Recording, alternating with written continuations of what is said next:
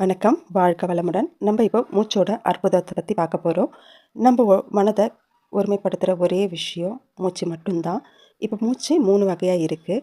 பிங்கலை, இடகலை, சுழுமுனைன்னு நம்ம 3 விதமாக மூச்சு நாடிகளாக இருக்குது. வலப்பக்கம் போகும்போது பிங்கலையாகவும், இடப்பக்கம் போகும்போது இடகலையாகவும், 2 மூக்கின் வழியாகவும் மூச்சு வரும்போது சுழுமுனையாகவும் இருக்குது. இதை வலது பக்கம் சிவன்னும், இடது பக்கம் சக்தின்னும், 2 பக்கம் போகும்போது அர்த்தநாரீஸ்வரனும் சொல்லுவாங்க. இந்த வலது பக்க மூச்சு, இடது பக்க மூச்சை வச்சு நம்ம உடலை ஆரோக்கியமாக வச்சுக்கலாம். இப்போ பொதுவாக நம்ம உடம்புல சூடாக இருக்கும்போது அப்போ இயல்பாகவே வலது பக்க மூச்சு தான் ஓடும். அந்த டைமில் நீங்கள் அதை இடது பக்க மூச்சாக மாற்றணும். அப்போ மாற்றும்போது ஒரு ஒரு அரை மணி நேரம் அப்படி மாற்றும்போது அந்த வழியாக மட்டுமே மூச்சை விடும்போது உங்களுக்கு ஆட்டோமேட்டிக்காக உங்கள் உடம்பு டெம்பரேச்சர் நார்மல் லெவலுக்கு வந்துடும். தலைவலி, கோபம், ஏதாவது கவலை, இப்படி பிளட் ப்ரெஷர் இந்த மாதிரி எல்லாம் இருக்கும்போதும் நீங்கள் இடது பக்கமாக மூச்சு விடலாம். உங்கள் உடம்பு நார்மலாகும். அதே போல் இடது பக்கம் க்ளோஸ் பண்ணிவிட்டு வலது மூக்கு வழியாக நீங்கள் மூச்சை ஒரு அரை மணி நேரம் தொடர்ந்து விடணும்.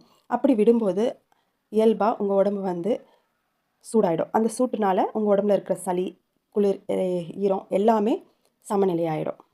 அது மட்டும் இல்லை, நீங்கள் ஒரு வேலையை செய்கிறீங்க, இல்லை படிக்க போகிறீங்க, இல்லை எதையாவது கற்றுக்குறீங்க, புதுசாக கற்றுக்குறீங்க, இல்லை எதையாவது புதுசாக தெரிஞ்சுக்க போகிறீங்க அப்படின்னும்போது உங்கள் உடலால் வேலை செய்யணுன்னா உங்களுக்கு வலை பக்கம் மூச்சு இருக்கணும். அதே போல் தான் இடது பக்கம் மூச்சு செயல்படணும்னா நீங்கள் வலது பக்கமாக திரும்பி படுக்கணும். அப்படி அரை மணி நேரம் படுக்கும்போது ஆட்டோமேட்டிக்காக உங்களுக்கு இடது பக்கம் மூச்சு செயல்பட ஆரம்பிக்கும். அது மட்டும் இல்லை, இப்போ உங்களுக்கு தூக்கம் வரலை அப்படின்னும் போதும் நீங்கள் இதை பயன்படுத்தலாம். ஏன்னா இடது பக்கம் மூச்சு ஓடும்போது மட்டும்தான் நமக்கு நல்லா தூக்கம் வரும். அதாவது உடம்பு குளிர்ச்சி ஆகும்போது மட்டும்தான் நமக்கு தூக்கம் வரும், மனம் அமைதி நிலையில் இருக்கும். அதுக்கப்புறம் சுழுமுனை மூச்சு, அதாவது 2 மூக்கின் வழியாகவும் மூச்சு காற்று வரும்.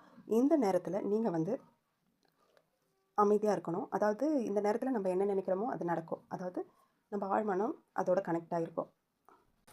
நம்ம மூச்சு காற்றுக்கும் ஆழ்மனத்துக்கும் சம்மந்தம் இருக்குது. ஆழ்மனத்துக்கு எல்லாமே தெரியும். அதே இதான் நம்ம மூச்சு காற்றுக்கும் ஆட்டோமேட்டிக்காக அது தெரியும். நமக்கு என்ன நடக்க போகுதுன்றதுக்கு ஏற்ற மாதிரி அதுவே இயல்பாக மூச்சு மாற்றிக்கும். சில சமயங்களில் அப்படி இல்லாத போது நாம் அந்த மூச்சை சரி பண்ணி அது மூச்சு இழுக்கும்போது நம்ம வயிறு வெளிப்பக்கமாக வரணும். மூச்சு விடும்போது வயிறு உள்பக்கமாக வரணும். இது நார்மலாகவே நமக்கு இப்படி தான் ஓடணும். நீங்கள் மூச்சு விடும்போது இதை கவனத்தில் வச்சு இல்லை அப்படின்னும் போது நம்ம அதை ப்ராக்டிஸ் பண்ணிகிட்டே வரணும். அப்படி இழுக்கும்போது வயிறு வரைக்கும் மூச்சு போகணும். விடும்போது வயிறு உள்ளே போயிட்டு மூச்சு வெளியே வரணும். இதை நீங்கள் தொடர்ந்து செய்யுங்க. நன்றி, வணக்கம்.